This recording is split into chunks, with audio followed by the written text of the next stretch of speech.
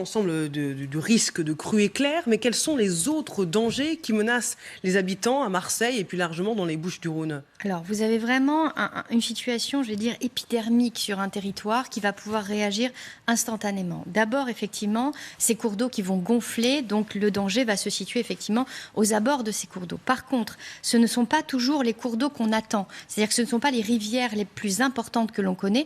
Bien souvent, ce sont des ruisseaux que l'on a oubliés. Et donc, en fait, ce sont des axes d'écoulement préférentiels où l'eau va venir se déverser et donc va reprendre ce qui est aujourd'hui peut-être un chemin, peut-être un ruisseau hier. Et donc, vous allez avoir comme ça un territoire qui va pouvoir s'élever. On a des exemples de phénomènes de petits ruisseaux qui passent effectivement de quelques centimètres de hauteur à 4-5 mètres de hauteur. Et on est bien loin des rivières ou des fleuves principaux.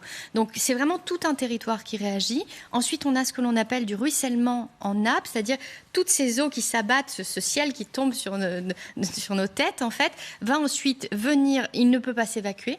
Donc, c'est un ruissellement qui va se dérouler sur plusieurs kilomètres. C'est ce qui peut se passer actuellement sur la plaine de la Crau, qui est particulièrement touchée ce matin.